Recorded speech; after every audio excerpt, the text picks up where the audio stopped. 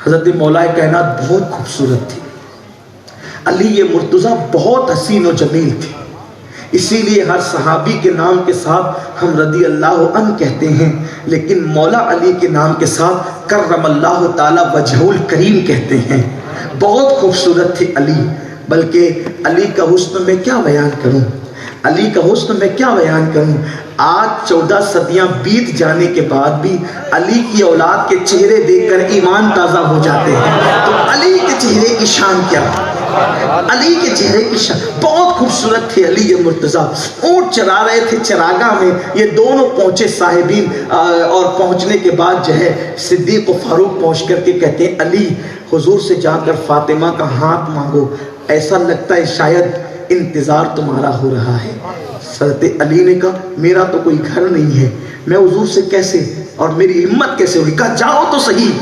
حضرت علی نے کہا ابو بکر تمہیں حضور نے روک دیا، عمر تمہیں روک دیا، امید لگتی ہے کہ تم جاؤ۔ حضرت مولا کائنات گئے، سلام کیا اور بیٹھ گئے جا کر۔ کریم آقا جس کی نگاہوں سے آسمان کے راز نہ چھپے، ان کی نگاہوں سے علی کے دل کی بات کیا چھپ سکتی تھی۔ سرکار نے پوچھا علی کیسے آئے ہو؟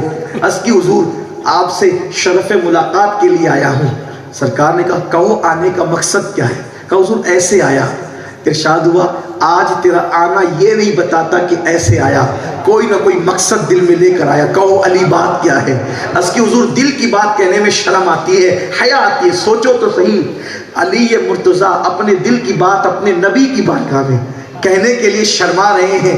آج کل کے لڑکوں کا حال کیا ہے، ساتھ میں کسی کو لے آتے ہیں، امی یہ تمہاری بہو ہے، یہ فلموں کا انداز ہے، یہ سیریلوں کا انداز ہے، ہنسنے کی بات نہیں، بڑی تباہی کی بات۔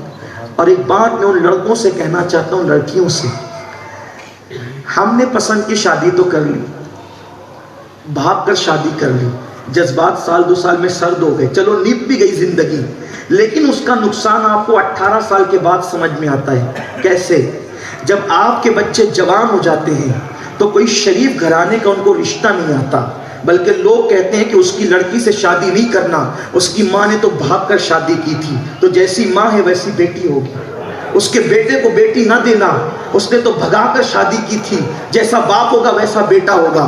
اس وقت جب شریف گھرانے کے رشتے نہیں آتے انسان پریشان ہو جاتا ہے، اور اپنے اس لمحے کے گناہ پر صدیوں گویا کہ بے چین رہتا ہے، برسوں بے چین رہتا ہے، روتا ہے، تڑپتا ہے، بلکتا ہے، لیکن اس وقت پچھتانے سے کچھ ہاتھ نہیں آتا۔ اس لیے اپنے وقتی جذبات کے لیے میرے جوانوں اپنی اولاد کے مستقبل کو تباہ مت کرنا۔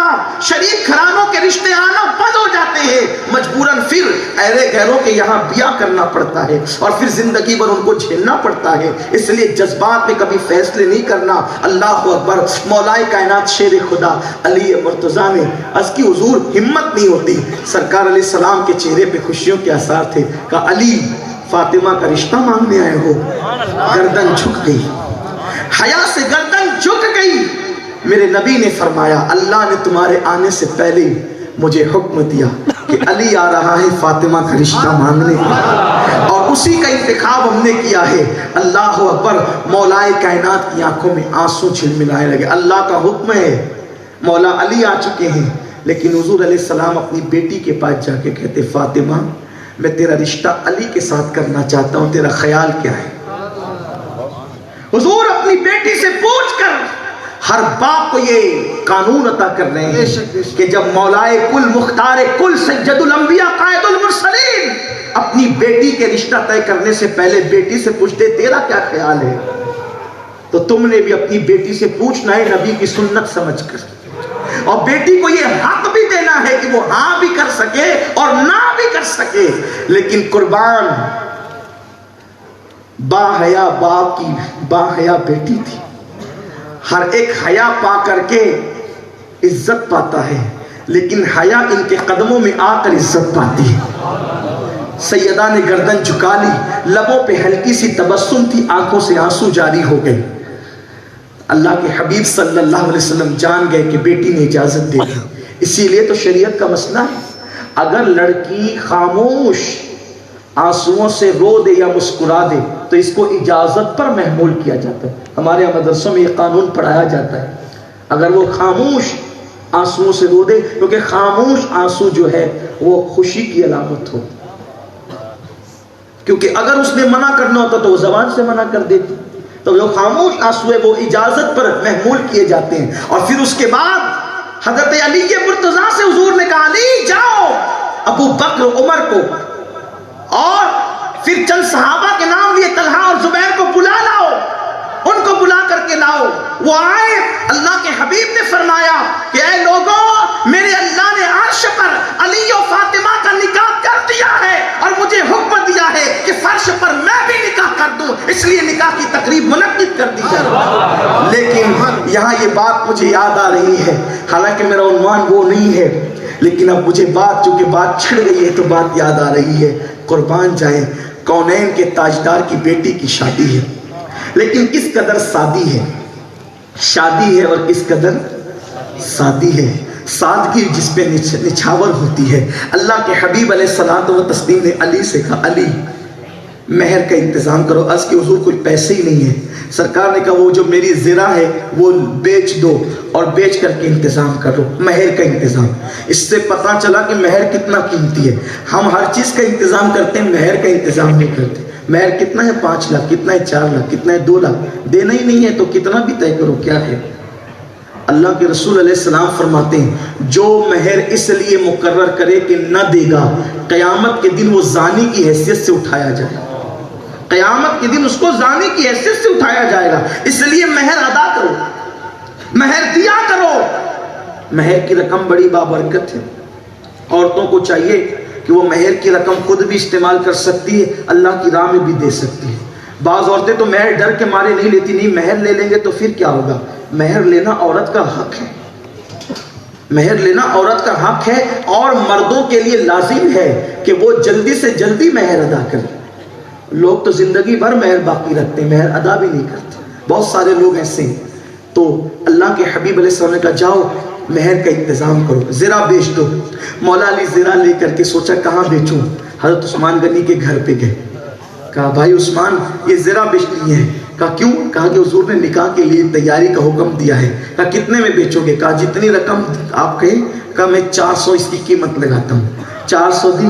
کہا علی آپ نے حضور کی زرہ کے لیے میرے گھر کا انتخاب کیا، یہ آپ کا احسان ہے، اس کی خوشی میں 400 اور دیتا ہوں کہ آپ نے میرے گھر کا انتخاب کیا۔ پھر اس کے بعد کہا کہ علی اللہ اکبر، قربان جائے کیا محبت تھی، کیا محبت تھی، 400 زرہ کا، اور پھر اس کے بعد کہا میرے گھر کا انتخاب کیا تو 400 اور دیتا ہوں، اور پھر تمہاری شادی کی خوشی میں کوئی نہ کوئی تحفہ تو تمہیں دینا ہی ہوگا، علی یہ زرہ میں تمہیں بطور تحفہ دیتا ہوں۔ یہ صحابہ میں محبت تھی، پیار تھا، الفت تھی، اللہ اکبر۔ اور پھر سید الکونین کی بیٹی کی نکاح کی تقریب منعقد شان سے ہوئی کہ صحابہ مسجد نبوی شریف کے اندر بیٹھ گئے، اللہ کے حبیب صلی اللہ علیہ وآلہ وسلم نے خطبہ نکاح پڑھا، اور اس کے بعد پھر جو ہے حضرت جبریل علیہ السلام کھجوریں لے کر آئے، کھجوریں جبریل علیہ السلام لے کر آئے۔ بڑی طویل داستان ہے، لیکن بات اتنی ہے کہ اللہ کے محبوب صلی اللہ علیہ وآلہ وسلم نے بیٹی کا نکاح کیا، اور ایک روایت کے مطابق 3 سال تک کے وداعی نہیں ہوئی، اور ایک روایت کے مطابق فوراً وداعی ہو گئی۔ تو اللہ کے حبیب صلی اللہ علیہ وآلہ وسلم نے اپنی بیٹی کے سر پر جو دوپٹہ ڈالا تھا، اس دن جس دن شادی تھی، جس دن نکاح تھا، اس دوپٹے میں 17 پیوند لگے ہوئے تھے۔ اس وقت اللہ کے حبیب نے اپنی بیٹی کے سر پہ نیا دوپٹہ بھی نہیں ڈالا، حالانکہ اللہ کے رسول چاہتے، اللہ کے محبوب چاہتے تو جنت کے دوپٹے آتے۔ خدا کی عزت کی قسم، اللہ رب العزت اگر محبوب عرض کر دیتے تو دوپٹوں سے زمین کے خطے بھر جاتے۔ حضور کی عرض پر، ارے نکاح اٹھنے پہ جب قبلہ بدل جاتا ہے تو حضور کی عرض پر کتنے جنت کے دوپٹے آ جاتے۔ لیکن قربان جائیں، محبوب خدا چاہتے تھے، لیکن اللہ کے حبیب دنیا کو پیغام دینا چاہتے تھے کہ اللہ بیٹی کی شادی اتنی سادگی سے کرو کہ اگر کوئی غریب اپنی بیٹی کو سادگی سے رخصت کرے تو کوئی اس کا مذاق نہ اڑائے، بلکہ لوگ یہ کہے کہ یہ تو محبوب کی سنت پر عمل کر رہا ہے۔ اور کوئی بیٹی جب باپ کے گھر سے رخصت ہو پرانے دوپٹے کے اندر تو اس کو غم نہ ہو، بلکہ اس کو خوشی ہو کہ یہ تو سنت میرے نبی کی ہے، میرے نبی کی شہزادی کی سنت ہے، لیکن سنو سنو تاریخ کا وہ حسین واپس سن لو جب میرے رسول نے اپنی بیٹی کے سر پہ چادر ڈالی جس میں 17 پیون تھے، اس میں 16 پیون کپڑوں کے لگے ہوئے تھے اور 17واں پیون اونٹ کے چمڑے کا لگا ہوا تھا۔ اللہ کے حبیب صلی اللہ علیہ وسلم کونین کے تاجدار کی بیٹی اس شان سے گھر سے رخصت ہو رہی ہے کہ نیا لباس بھی نبی کی بیٹی کو بظاہر میسر نہیں ہے، اور اللہ کے حبیب اپنی بیٹی کے سر پہ چادر ڈالتے کہتے ہیں فاطمہ اگر آج تمہاری امی خدیجہ حیات ہوتی تو تمہارے لیے وہ بہت اہتمام کرتی، لیکن آج تیرے بابا کے گھر میں تجھے دینے کے لیے بظاہر کچھ نہیں ہے، بظاہر کچھ نہیں ہے۔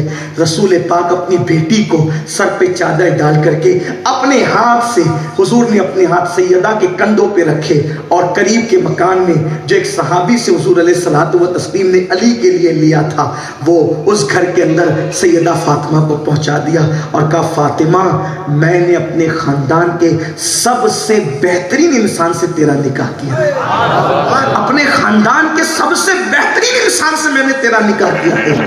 میرے پیارے آقا علیہ السلام کے پیارے دیوانوں، تو میں آج سے یہ عرض کر رہا ہوں اپنے جوانوں سے اپنی سوچ کو تبدیل کرو۔ واٹس ایپ پہ بیٹھ کر رشتے طے مت کرو، فیس بک پہ بیٹھ کے رشتے طے مت کرو، یہ بہت دنوں تک کے نہیں ٹکنے والے۔